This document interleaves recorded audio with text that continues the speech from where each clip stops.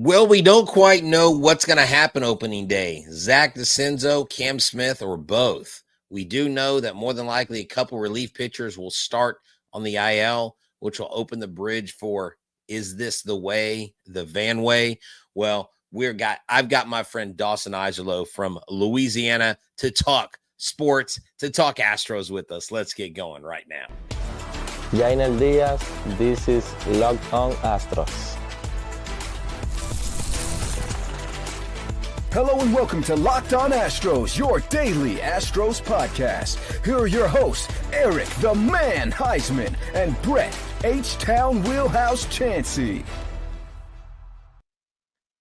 Hey everybody, and welcome into a special edition of Locked On Astros. I'm Htown Wheelhouse, and this is the man Dawson Eiserloh from ESPN 103.7 and 104.1 out there in Southwest Louisiana. Man, thank you, Dawson, for tuning in. Look, if you want to find me, you know where to find me at Htown Wheelhouse on X, Instagram, and TikTok, at Stros411 on X and on Facebook, and at Back to the Bullpen, where we be doing a show tonight at 10 o'clock. As if the day wasn't busy, it just gets busier. Why? Because we've got a lot to talk about when it comes to Houston Astros baseball. And make sure that you make us your first listen. Also, make sure that you go to our friends at FanDuel.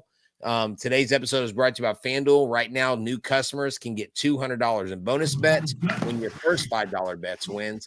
Dawson, tell everybody where they can find you. Yeah, so like you said before, at ESPN Southwest Louisiana, 103.7 Lafayette, 104.1 Lake Charles, our mobile app streaming anywhere. So if you're not in the broadcast region, that's okay. You can get us anywhere you're at. On Twitter or X at Eiserloh Dawson. And that's mainly where I'm at. I'm on Facebook too, but Twitter's where you find me the most active.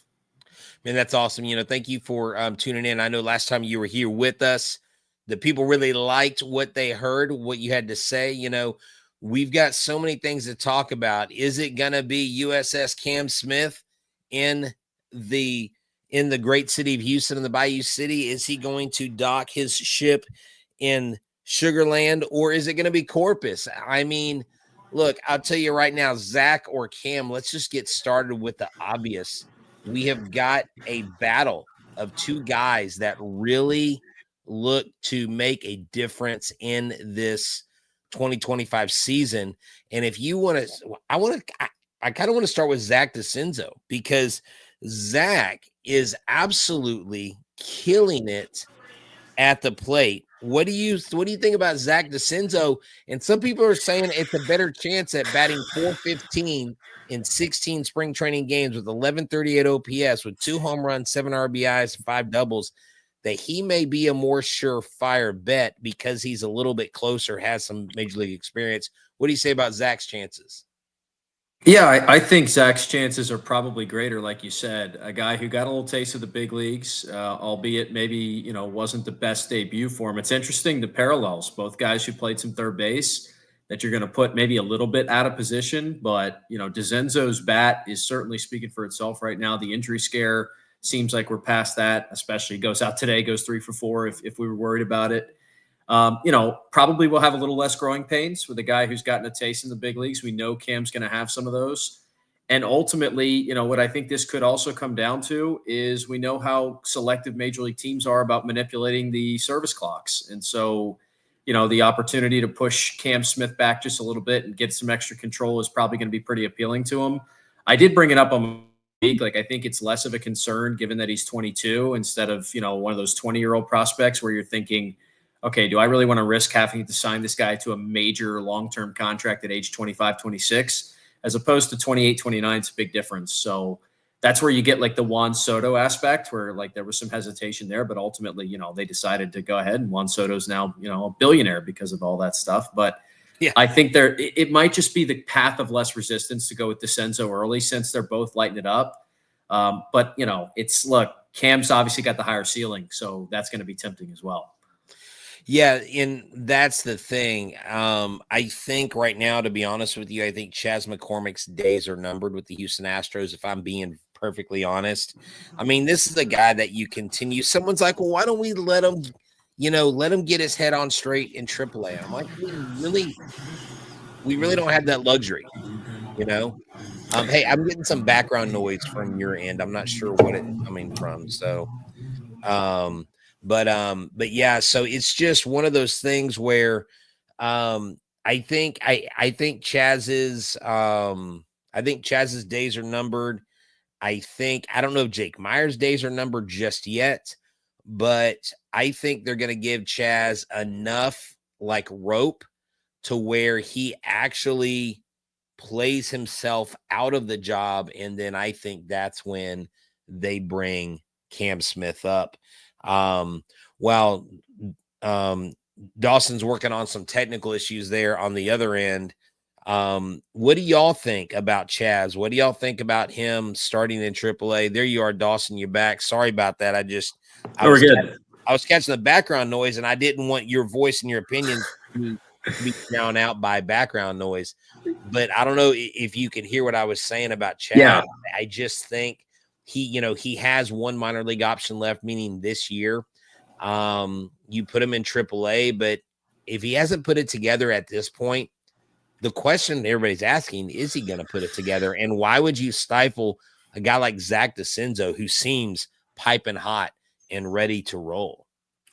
Yeah, it's interesting too. I mean, I honestly think the best path for Chas McCormick, which is probably not the best path for the Astros or Astros fans, is Altuve's struggles in left continuing to where it maybe gets to the point where you're done with that experiment and you simply just need outfielders who can go out and catch fly balls, right? So then maybe at that point you play Chaz in left, you play either Cam or Zach in right, along with Jake Meyers in center.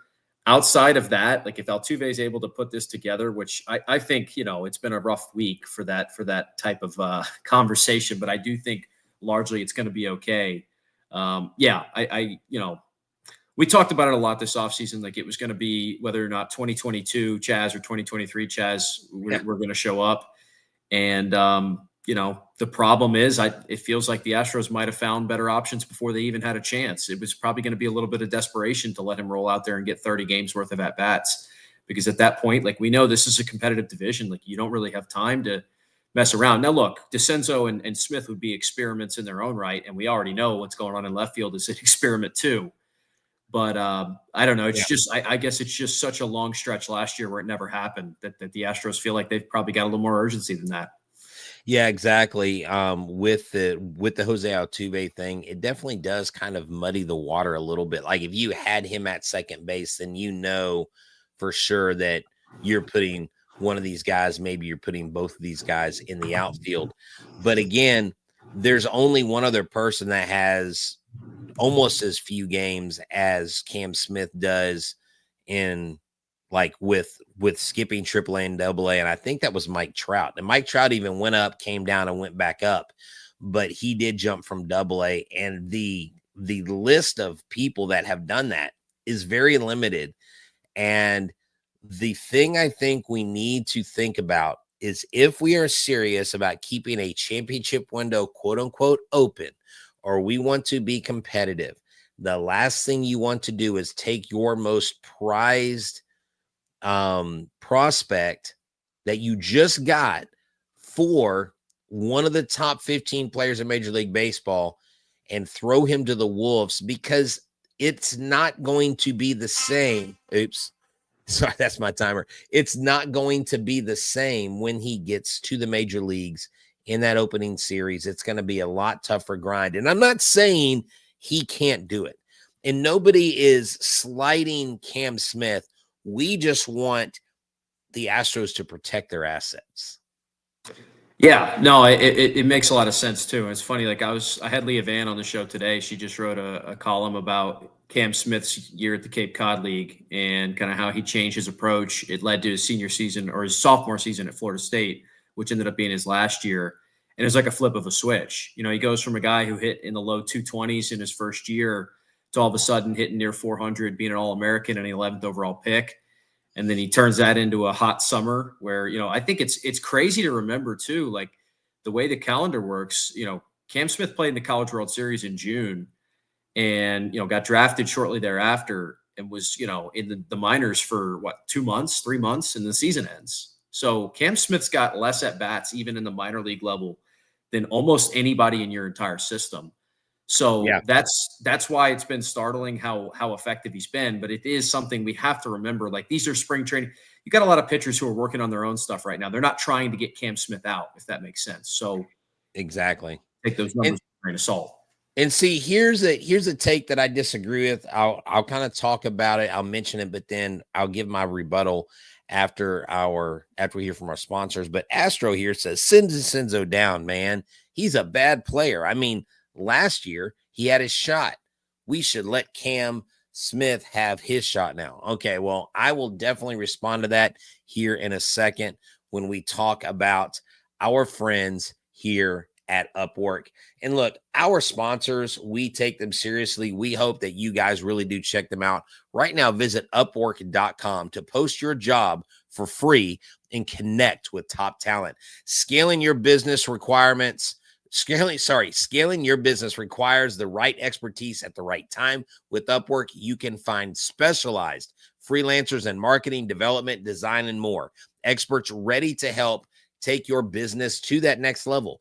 Upwork gives businesses flexibility by connecting them with top freelance talent across multiple industries, including IT, AI, web development, marketing. Whether you need extra hands for a project or a long-term partner, Upwork makes hiring simple and affordable. If you need help with the marketing campaign, you'll find the right talent. Upwork can connect you with a freelance expert. Cost-effective growth. Instead of hiring full-time, Upwork helps you find affordable, top-tier freelancers to scale your business efficiently. So visit Upwork.com right now and post your job for free at Upwork.com. That's Upwork.com to connect with top talent and grow your business today.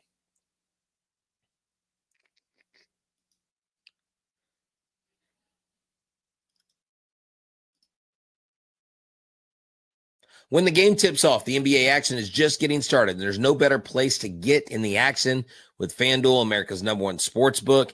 With FanDuel, you can place live bets throughout the game. So even if you miss the opening tip-off or you want to be in a fourth quarter comeback, you can stay in the action. And if you're looking for a bigger payout, you can combine your live bets into a same-game parlay. I love using FanDuel's betting feature because it keeps every moment of the game exciting. Whether I'm backing my team for a late rally comeback or picking a player to hit a clutch three, I never feel like I've missed my chance. Plus, the app is easy to use, and when you win, you get paid instantly. Right now, new FanDuel customers can get $150 in bonus bets with your first $5 bet wins. Just visit FanDuel.com to join today. That's FanDuel.com for your shot at $150 in bonus bets. Make every moment more with FanDuel, the official sports betting partner of the NBA. And that is actually $200 in bonus bets. I had to correct that. I pulled up the wrong ad, but there you go. $200 in bonus bets when your first $5 bet wins. So let's get back to this comment. And I didn't mention this comment because I'm trying to pick on our friend Astro here, but I think we have to understand something. If we were to take that mindset, Alex Bregman would have never had a shot. Alex Bregman would have come up, went 1 for 26 and gone back down, and we would have never seen him again, right? Maybe not never seen him again. Nolan Ryan came up, had a 27 ERA when he first came up, got sent back down, came back up, became one of the best pitchers of all time. So guys can go down and come back up. Zach Denzezo can hit. The word on the street for him is his bat is a power bat. He's a strong guy. He's about 6'5". He's got speed. He's making really solid contact. And I think right now he is the guy that can step up. And he is honestly still my breakout player of the year. Now, with that being said, I kind of put on here, this is the VanWey. And I think VanWey, I think guys like him, I think guys like Contreras have a clear path because right now it looks like Ort and Whitley are not going to be joining the Astros until sometime inside of April, according to Joe Espada, the skipper. So tell me your thoughts on Contreras and VanWey as you've seen them this spring. I'm all in on VanWey, and I credit you. You're the first guy who got me on the VanWey train here. So I'm sorry, VanWey. VanWey. Okay. VanWey, yes. And I've heard it both ways, so I'm glad we're getting that clarified there. But look, I think he's a guy that you put me on the radar of, and I've been a fan of the stuff. Been able to watch him a little bit now in the spring, last couple outings. I think it plays right now. He reminds me of Ort a lot last year. Now, you'd love to have them both. That'd be nice, but I will say that is one of my big concerns right now. It's just the depth in that bullpen, man. And so if it's going to have to be some bigger innings from Contreras and VanWey, then that's fine. Like, let's see it. But, and look, I will say watching Ryan Presley struggle through the late innings of the Cubs-Dodgers game in Japan the other day had me going, okay, maybe that's not going to be the worst move to move off of him when they did.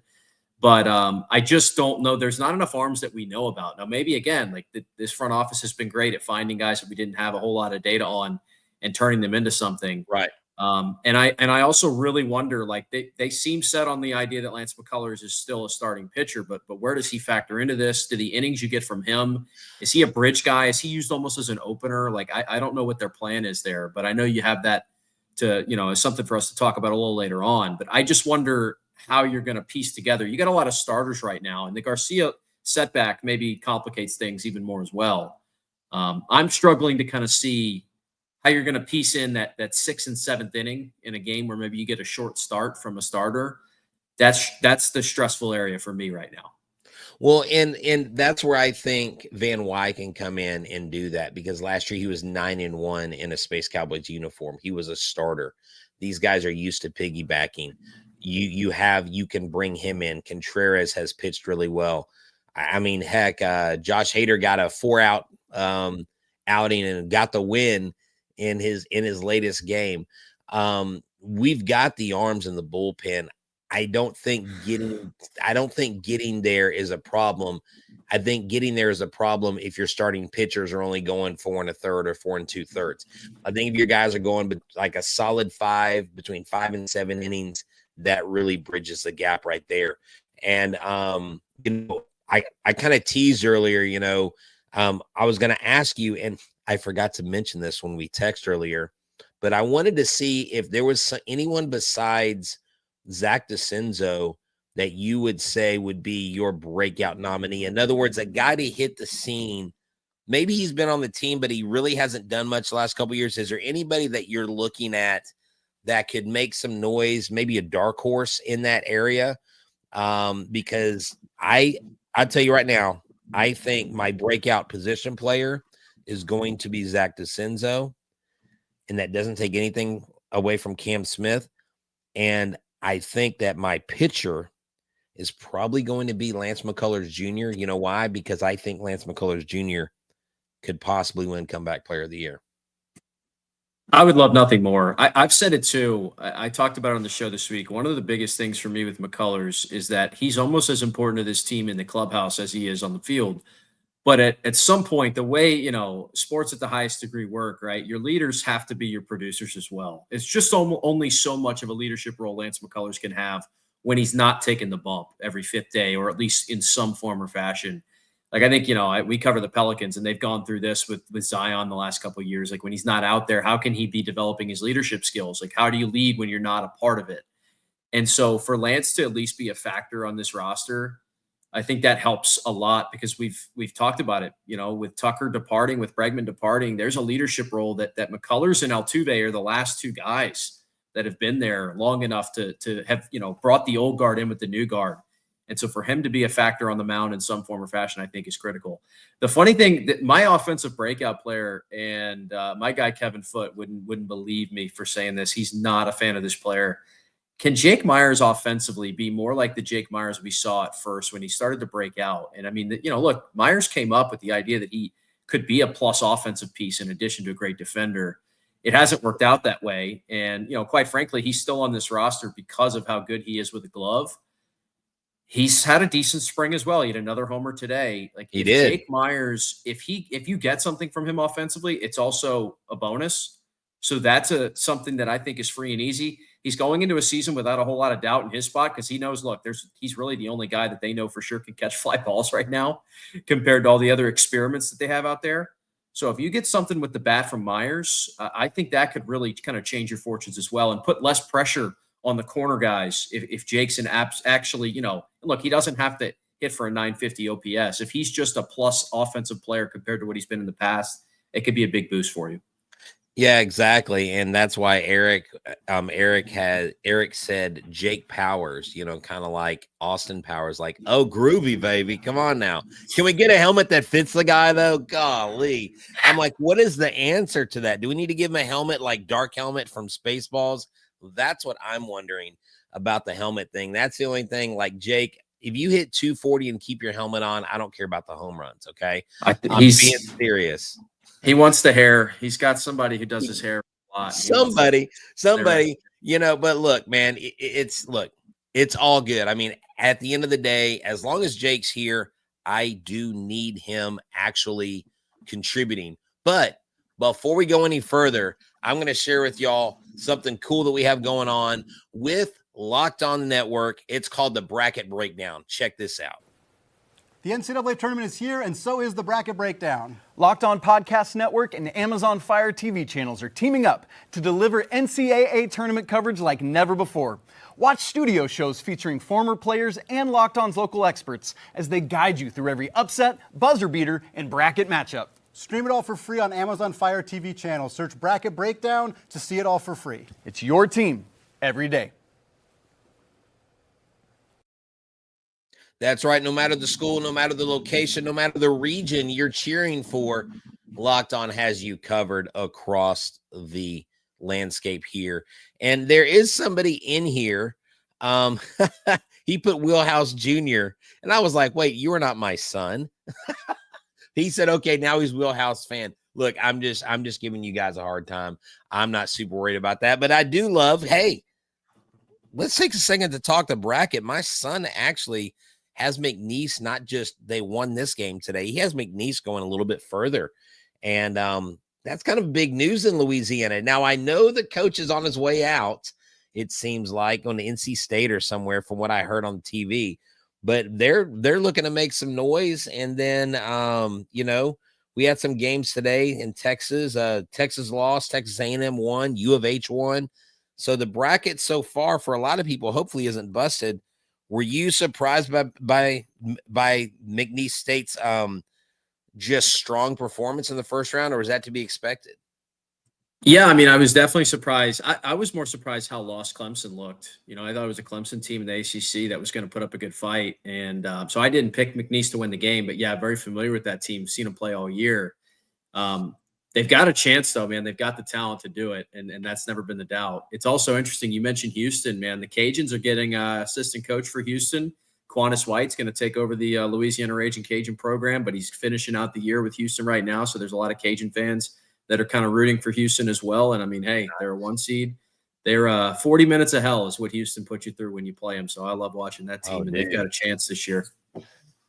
For sure. Now, real quick, before we move on to more like baseball talk, I want to get your take on the new uniforms, Dawson. What do you like on the Astros City Connect? And I'm about to pull up some pictures to show those, and that way we can get some visuals. But what is your impression of the new City Connect jerseys? I'm a huge fan. And look, for me, uniforms mean a lot, and I'm more of a uniform guy than usual. I didn't hate the first iteration. My biggest problem with City Connects is when they have no connection to the color palette that a team wears. It's driven me crazy in the NBA for years when I turn on and like the Denver Nuggets are wearing purple and orange, and I don't know who they are. But so from the beginning, the Astros didn't have that going. Look, I get the pajama critique that people had on the old ones. Yes. This kind of takes the best of both worlds. I love that you're blending different eras. You have the Open Star era that kind of brings back the hat that you're wearing, mixed with the sunset, the tequila sunrise uniforms, the sleeve pattern, a lot of little details, but they also still look like a baseball uniform at the end of the day. Yes. So that's what I like, the blending of those two concepts. Yeah. So they just released all the hats today. So here is the hat that they'll be wearing on field. I love it. Now, University of Texas Arlington's taking a shot at the hat because it does kind of look like their A. I didn't realize that, but I digress. This is the one that has the Astros logo. And no, that is not a Steak and Shake logo. That is an original logo from Union Station. And then they've got the batting practice lids right there. Now, you talk about the uniforms themselves, and they actually describe them really, really well. They have meaning to every point of this uniform. And you have the mission patch. You have the hat logo. You have the chest plate, the open star from the 90s. You've got the pinstripe. It's a lunar pattern that pays tribute to the history of the moon landing. And we also have this like going forward, charting this path ahead, to Mars. You also have on the jersey, we don't do these things because they're easy. We do them because they're hard. I've actually used that as a coach. It does work.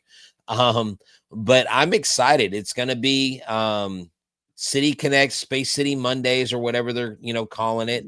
So they'll be wearing the uniforms. Looks like the guys were having a blast unveiling their uniforms there. And one more thing before we get into this, Lance McCullers, I want to see if you think he could come back as Breakout Player of the Year. Is on May 24th. Y'all got to go to our community tab. We got 40 plus tickets. It's a Yordan Alvarez bobblehead night. Make sure that you get your tickets. It's a 3:10 game. I'm working on securing a live show at the West End downtown across from the stadium. It's going to be great. Now, buying a ticket does not guarantee you a bobblehead. So if you get there late and you don't get a bobblehead, I don't want you to put it on us. Tickets are $45. These are group seats. They're all together in section 255. Not a bad price for a ticket to hang out with Locked On Astros fans. We hope you all can all get out. So Lance McCullers, you think it's possible he wins Breakout Player of the Year? Now, he's going to have a few starts and be stretched out as a starter before he pitches on a major league mound. So is that too much of a stretch? Am I putting the cart before the horse? Am I over my skis, Dawson? I hate to say it, but maybe a little bit. Okay. I went back through McCullers' his stats throughout the his career. One thing I've never even realized, we've known that he's been injury prone his whole career, right? He's never thrown more than 167 innings in a season, and that's pretty startling, right? You think of that 200 inning threshold as being a really good, solid, durable season for a pitcher. Not everybody can hit that every year, but he's never even really come close.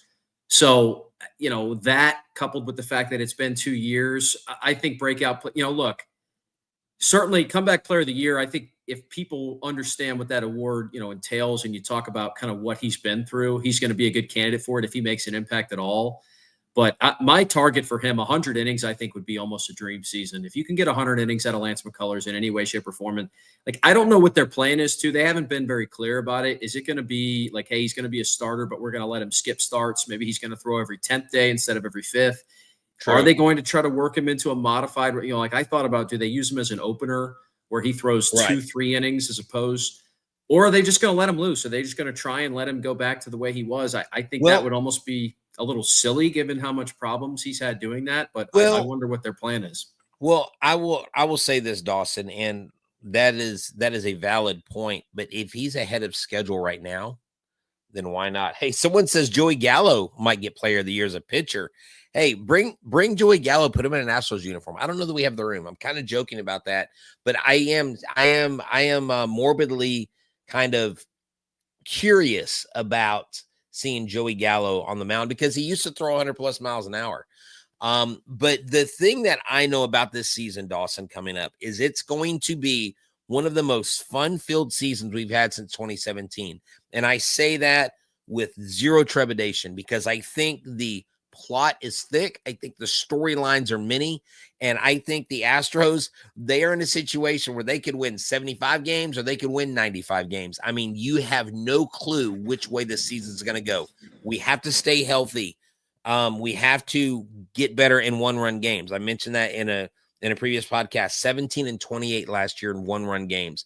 If we can get closer to 500, AL West is ours easily.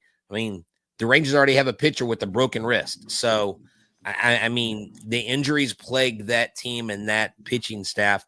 So I still think it's our division to lose. What do you think as we kind of wrap things up? Yeah, no, I think it's a great point about how fun the season's going to be. There's almost a little less pressure, I think, in it too. Look, the ALCS streak is over, unfortunately. I would have loved to see it get to 10 years. It has come and gone. I go back to the days when I was first becoming an Astros fan. I always joke with people, there's no bandwagon accusation that's going to get me because the first year I was a fan, I think we lost 111 games. There you go. But I remember some of those years after that, just like, who's Chris Johnson's playing third base today? Oh, we've got you know, the days where Brian Bogusevic's in left field, like you never knew when the lineup card got put out. And those were the days that there wasn't even Twitter. I was just waiting for the TV or Brett Wallace or Brett Wallace. I mean, you've got Jimmy Paredes, not Isak, but Jimmy Paredes. Matt Dominguez, who absolutely a guy. For some reason, I kept getting tickets in this one section, and this one guy kept calling Matt Dominguez, and no, he called him Matt Medingus. He's there like, Matt Medingus is my favorite player, and he had all these autographed cards of him. He loved Matt Medingus. I didn't know who that was, but those were definitely fun times. Anything to keep you entertained when it was that bad. Yeah, and so the point is, look, I don't think it's going to get that bad this year. I certainly hope it's not going to. But you're going to have some times where, like, hey, when they fill out the opening day lineup card, we're going to be like, all right, who's in right field, who's in left field, like who's batting where? That stuff's fun. And same thing on the mound. Like when it gets to the 6th inning, we're going to go, all right, is Logan VanWey going to get a shot here? Who's going to be in the game? We haven't had that many questions since like 2016, 17, like you said. So for that, I look forward to it. Hopefully it certainly comes with less growing pains. And from there, I mean, you know, this is going to be, it's a long season, man, but I can't believe it starts a week from today. I hear you, man. A week from today. And then also I've got on the 30th, I've got another podcast launching that is going to be centered around another team. Tonight we've got, I almost said locked on back to the bullpen. We got back to the bullpen with Mike Stanton. And look, Dawson Eiserloh, you need to check him out. You don't have to be in Southwest Louisiana. You can go get the app. Go find them on X. Go find them on Instagram, wherever they are. Go check them out. Get the app on your phone and tell us what the app is so we know. I think it's Audio Mac is what it's called. Yeah, so you can listen to the archive stuff on Audio Mac. So we post the shows shortly after they're finished. But if you want to listen live, it's ESPN Southwest Louisiana. We have our own streaming app that airs the shows live. And the last thing I'll say to you, if I can squeeze this in, Brett, I'll have a column coming out next week, ESPN where you have a work about some prospects that we just published today. I'll have a column next week about how the Astros are trying to use a different approach to kind of keep things rolling this season. It's kind of my season preview mixed in with some big picture front office thoughts on how they've handled the offseason. I'm excited about that. So that'll be going up next week ahead of opening day. Awesome, man. Dude, I'm excited. Thank you for tuning in. Guys, just keep Eric in your thoughts and prayers. He's actually sick today. He's down. He's on the IL. And he texted me this morning, and, you know, like a guy who doesn't really pay attention to all the details, when I read through it, I didn't realize he was telling me, like, dude, I'm out of commission tonight. And then I was talking about the show, and he's like, hey, dude, I'm not feeling well. And I was like, oops, I think I woke him from a nap. So y'all make sure you keep him in your prayers. Dawson, thank you so much for joining us, man. This is always great to have you on. You add a lot to our show. We love having co-hosts such as yourself.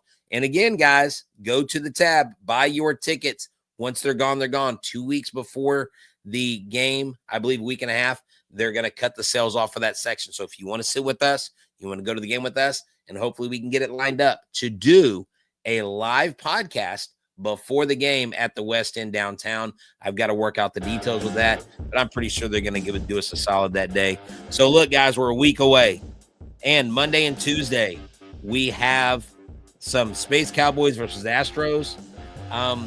Tomorrow night, I may have some tickets to give away to the Monday game. So y'all stay tuned for that. Come hang out with me tomorrow night. And y'all have a good one. From myself, from Eric, from Dawson today, from everybody here at Locked On. Make sure you make us your first listen. Subscribe to us and share us with your friends and family. Because why? We're your team every day. Dawson, do you know what we say at the end of the show? What is that? Go Stros. Fair enough. Go Stros, my guy. Let's go. Dang it. Oh, I gave him a blind test, and he did not pass. That's okay. Go Louisiana.